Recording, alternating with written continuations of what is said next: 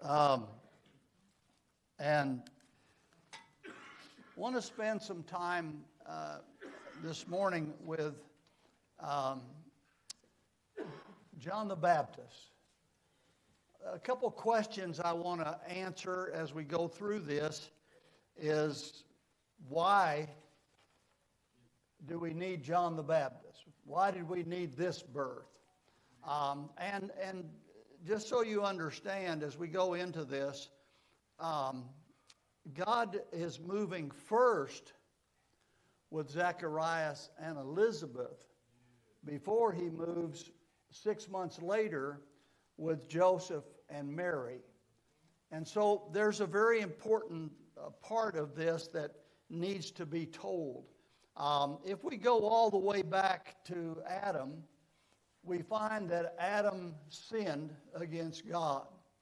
And Adam's sin, Adam and Eve's, their sin cost the life of an animal that had to be slain to provide them clothing. That sin was also going to cost the death of the Son of God, who was a lamb slain before the foundation of the world. So that sin of mankind set in motion something that we are going to look at throughout history and follow it down to this manger and to this time in the cities of Judah where these two were born. And so if we look at these two people, not only Mary and Joseph, which if we have Sunday school next week, I haven't heard the schedule, but I want to go and we'll read the Christmas story next week. And I may even come down and we'll read it together. We'll enjoy Christmas, the Christmas lesson together. But today I want to start in verse 5. And I don't know, we may read to verse 25 and then I'll come back and try to put some things together as we go into this.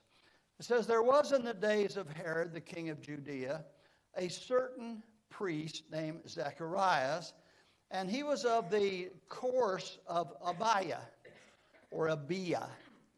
And his wife was of the daughters of Aaron, and her name was Elizabeth. Now, we're going to keep that verse in your mind. We're going to come back to that verse because it tells us what we need to know about these two people.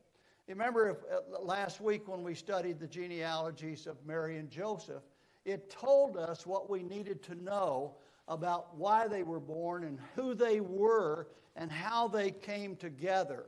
And so we're going to come back to that verse. And it says, they were both righteous before God, walking in all of his commandments and the ordinances of the Lord, blameless. I did not say sinless. It said blameless. Mary and Joseph were not sinless. They were blameless. Here we have Zacharias and Elizabeth were not sinless, but they were blameless. What does that mean? Well, that means it's like Jesus. Who can convince me of sin? In other words, who can point at something I've done wrong? They lived a pure life.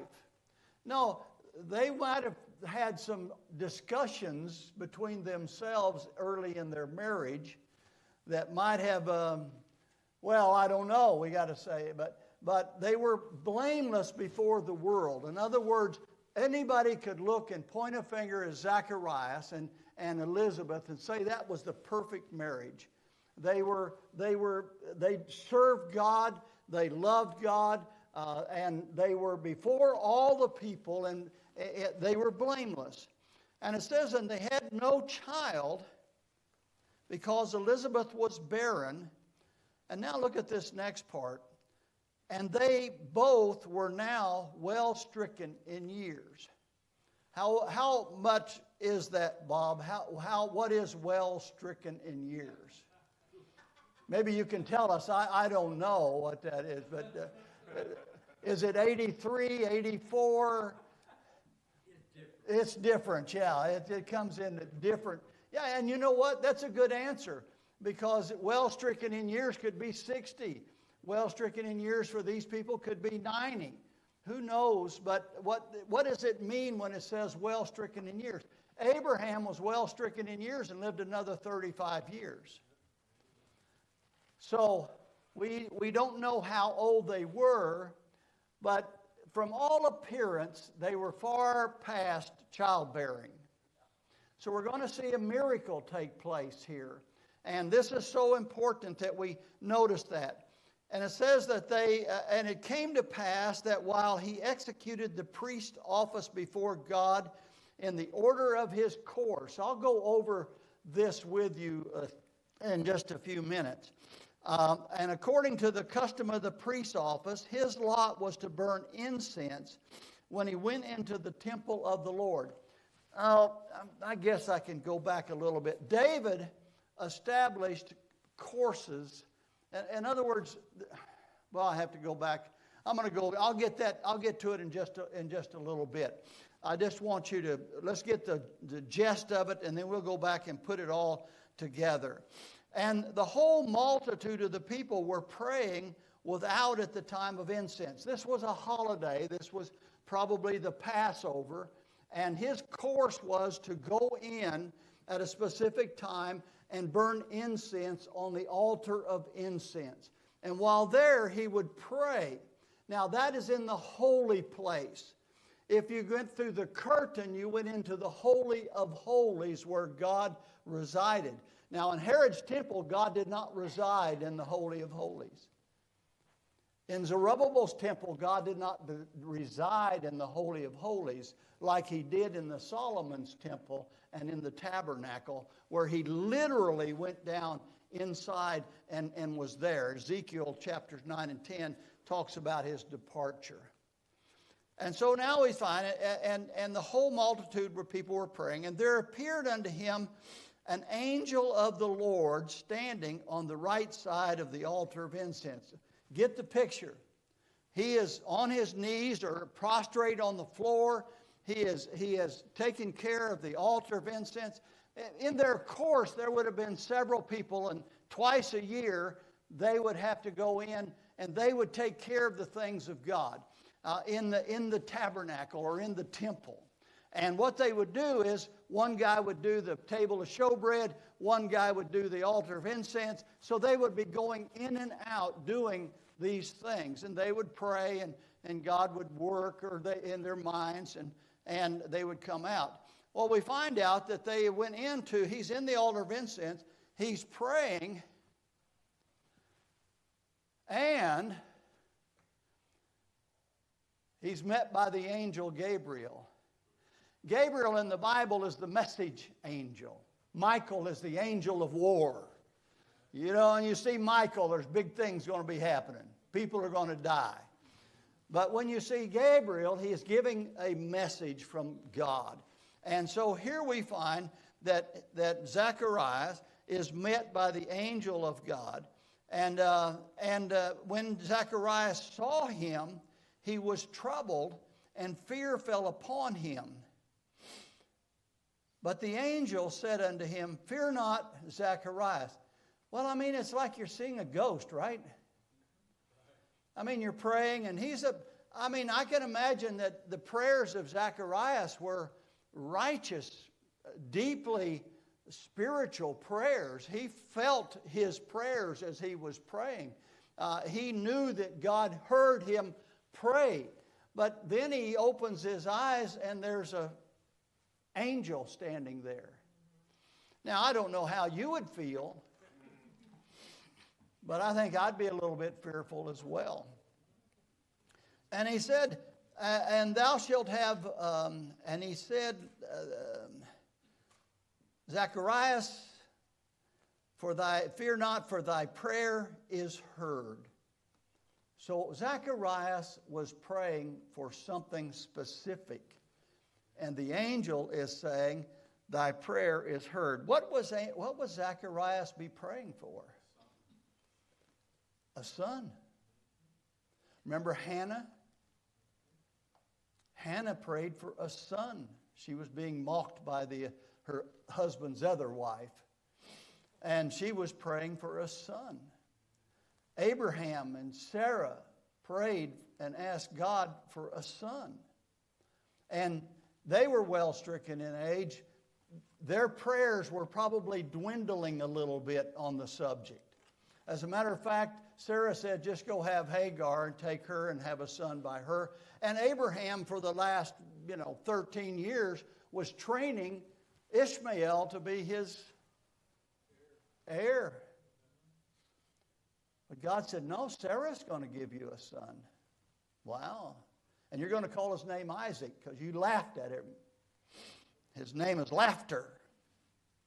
Well, here we find that Zacharias, he said, thy prayer is heard, and thy wife Elizabeth shall bear thee a son.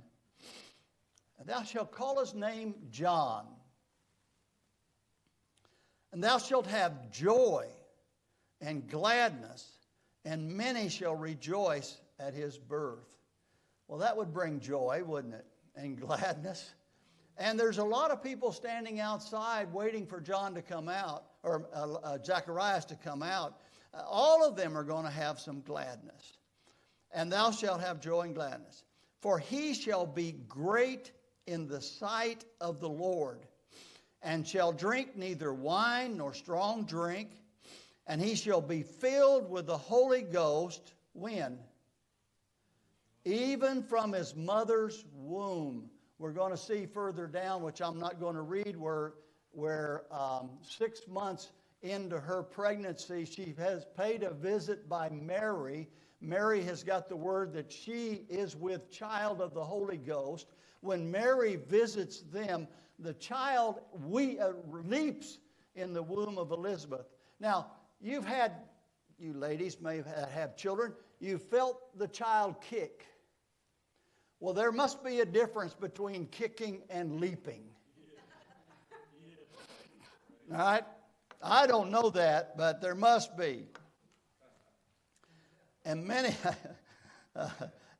of the children of Israel shall he turn to the Lord their God. And he shall go before him in the spirit and the power of Elias, now that's Elijah, to turn the hearts of the fathers of the children and the disobedient to the wisdom of the just, to make ready a people prepared of the Lord. Now that ought to be underlined in your Bible, because that's the purpose of John. Now we're going to see it also again in verse number 76, 75, 76, all the way through 80. But this is what he is prepared, people prepared for. And Zacharias said unto the angel, now I don't blame Zacharias here. Whereby shall I know this? For I'm an old man and my wife is well stricken in years. Now he didn't say she was not attractive. He just said, I'm an old man and she's not a young lady.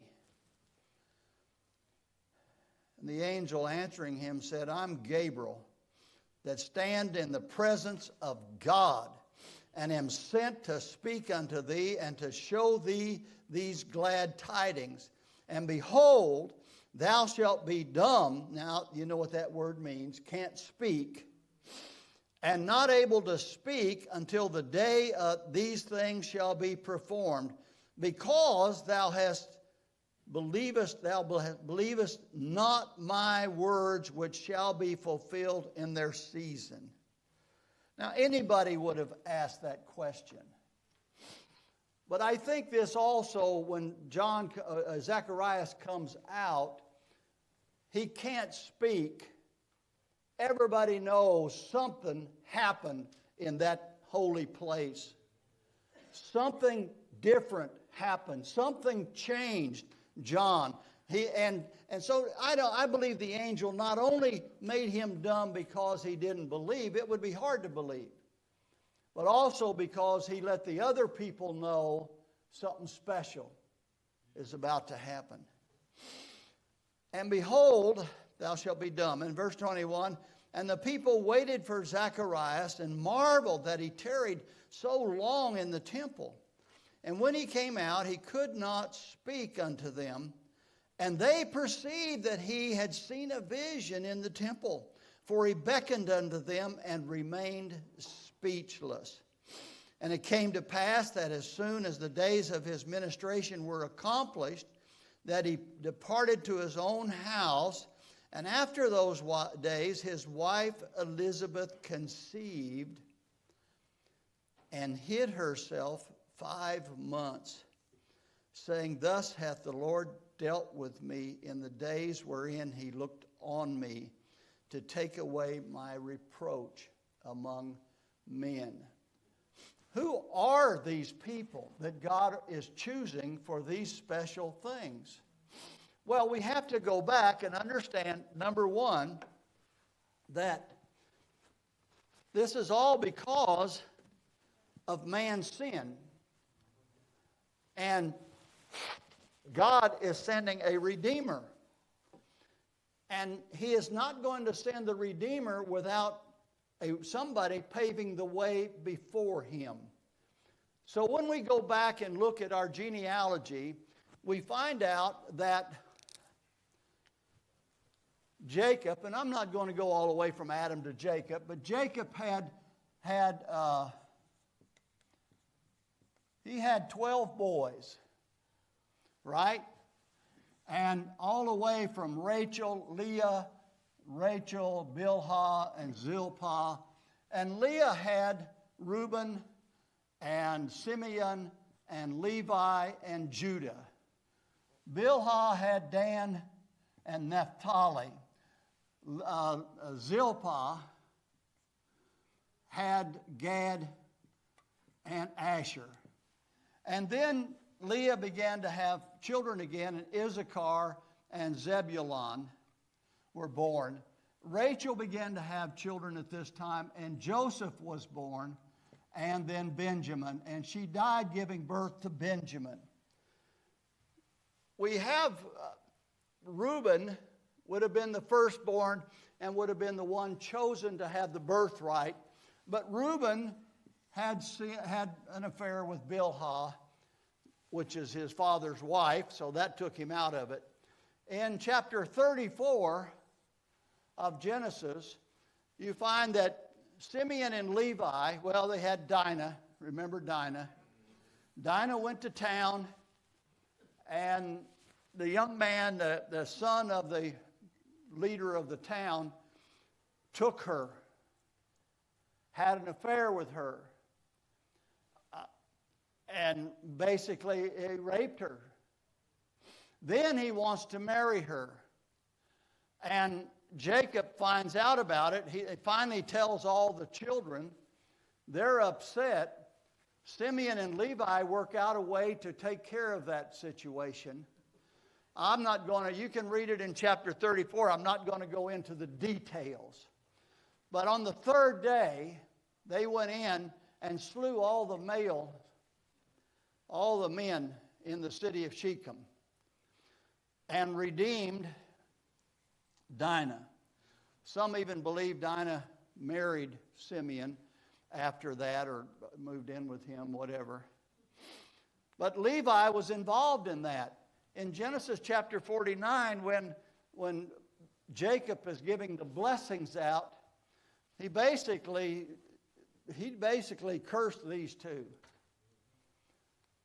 And he called them wild men or whatever. You can read it in chapter 49. And Judah, of course, we went on and talked about this is the line that goes down to Mary and Joseph.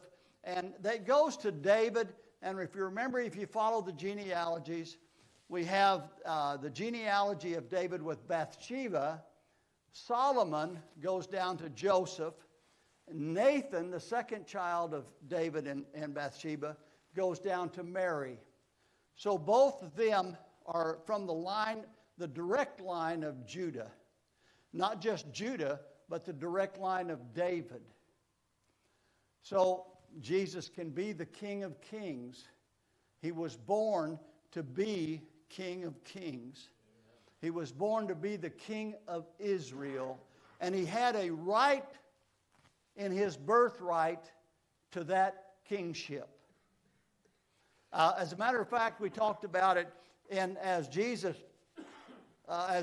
went through the line, through the countryside, people would come up and call him, "Thou son of David, have mercy on me." In other words, and then not only that, but they put him on a mule and worshiped him as he went into Jerusalem as king. But wait a minute, where's Levi come into this? Well, we find that in verse number 5, we find that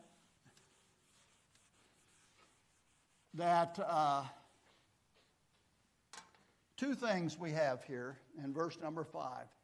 It said he was of the course, Zacharias was of the course of Abiah, and his wife was the daughter of Aaron. All right? So how do we get there? Well, Levi had 3 children, Gershon, Kohath,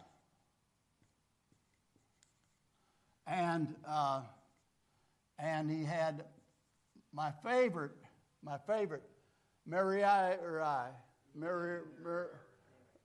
it's Mary, Maraiari, something like that. And, all right, so this is the 3 children that he had. Now, coming off of Kohath is the chosen one that we're going to see. And Kohath has 4 children, and I'm not going to write them all down, but one of them was Amram. And Amram married Jochebed, and they had 3 children, Moses, Aaron, and a girl, Miriam. Anybody know the story of Moses? We all know the story of Moses. 40 years Moses spent under the being raised as a child of the king, a prince in Egypt, and then he kills somebody. You're going to see a trait as we go through here. Levi had no problem killing a bunch of men. So I want you to begin to see a pattern. These preachers from Levi were not afraid. These were strong men. And I'm going to prove it as we go through. If I have time, I never know what time it is. But Moses goes off, and after 80 years, he's back. And Aaron and Miriam hook up with him when he comes back, particularly Aaron. And Moses leads the children of Israel out of the land of Egypt. You know, one thing that I was thinking about the other night, Joseph was such a wonderful child. He was a blessing to them when they came. He get them, but he was also a curse. Joseph set the children of Israel up in the best part of Egypt. They had it made. As long as he was alive, they had it made. They were in the choice land of Egypt. When Jacob died, and they took him back to be buried in Machpelah, where Abraham and Sarah and Isaac and Rebekah and Leah was buried there, and now Jacob goes back to be buried there. Why didn't the children of Israel all leave and go back where they belong? They stayed because Joseph had set them up where they could prosper. And so I was thinking about that. I'm throwing that out just for fun. Just thoughts that run through my mind. Why would you stay? Well, they wasn't supposed to stay. Now they got to go back.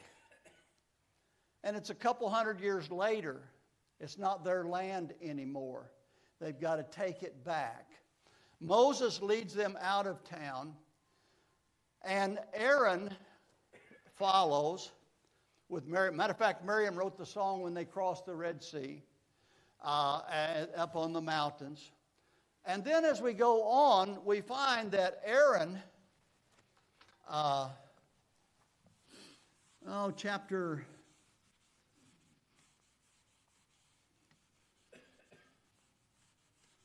let me see if I can remember.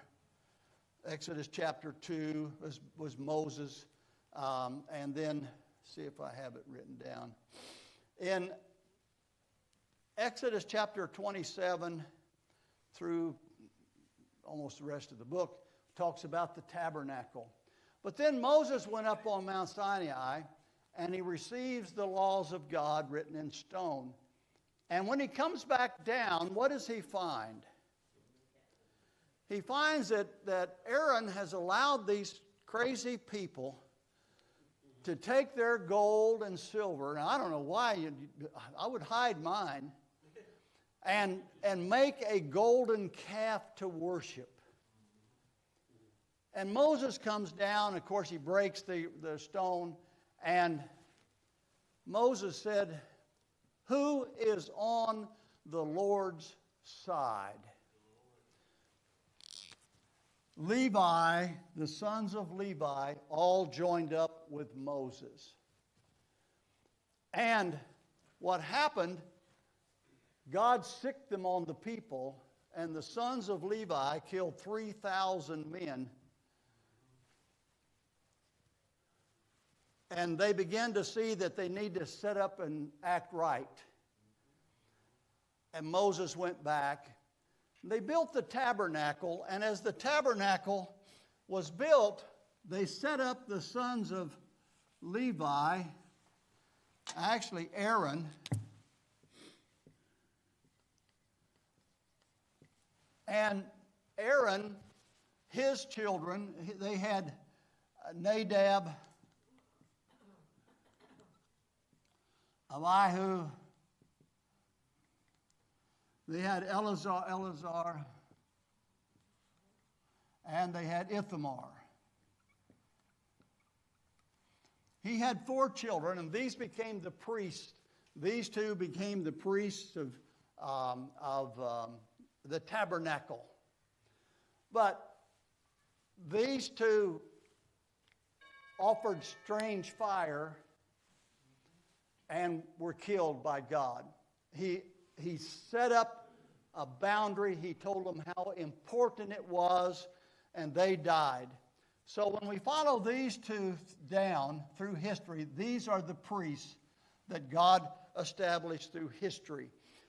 When Elizabeth said she was of the family of Aaron, she was of the family of one of these, probably, and I believe, Eleazar. There were so many of them during David's time that David divided them up into courses. They were to minister unto the tabernacle twice a year. And so he set up for Eleazar 16 courses, and for Ithamar 8. Ithamar kind of fades off into the out of existence. So Zacharias was the 8th course of this first 16. So he was of the family of Eleazar, right? I heard the bell, so we got to go.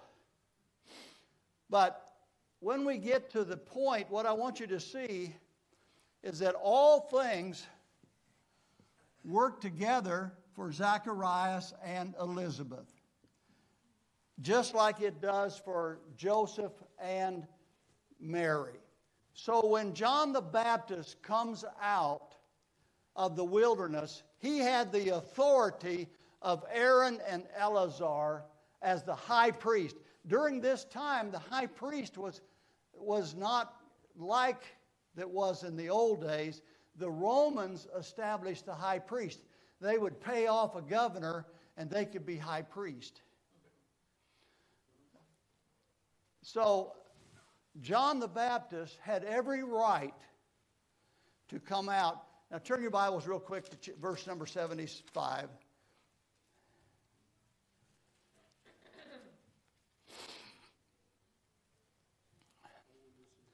And it says, and the child shall be called a prophet of the highest, for thou shalt go before the face of the Lord to prepare his ways. 6 months before Jesus' ministry started, John the Baptist's ministry started. He's going to give knowledge of salvation unto his people by the remission of their sins, through the tender mercies of our God, whereby the dayspring, that's Jesus, from on high hath visited us, to give light to them that sit in darkness and in the shadow of death, to guide our feet into the way of peace. And the child grew and waxed strong, and was in the deserts till the day of his showing unto Israel. John the Baptist had every right to come out of the wilderness and preach. He's a Levite. Let me tell you again, Levites are strong people. And he come out in the power of God, with the authority of God, and not only that, with the authority of his genealogy. He came out to preach the coming of Christ. And when John saw Jesus, he said, behold, the Lamb of God, which taketh away the sins of the world. This is the Lamb that was slain from the foundation of the world. This is the Lamb that the Israelites slew every year, every year, every year. Now he came. There is no need for slaying any more lambs, because he was the Lamb, and he was slain for you and I.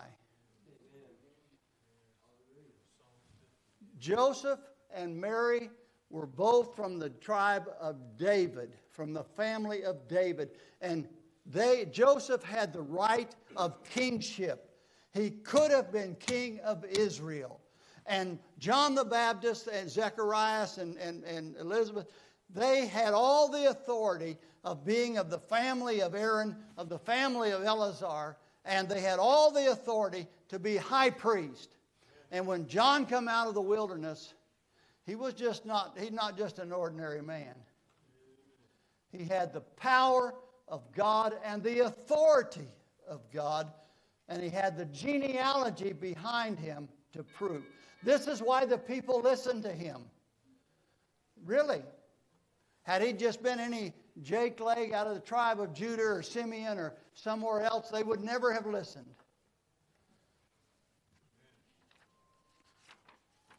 Well, next week we'll have a sweet lesson. But I wanted to put it together for you. It's so important. I feel that it's so important to know these things. All right. Father, thank you for your love for us. Thank you for your generosity to us. Thank you for giving us the scriptures. And Lord, as they prove over and over and over again, they're correct, they're right, they're true, they're believable. Father, I pray you'll bless Brother Han as he preaches to us this morning, and you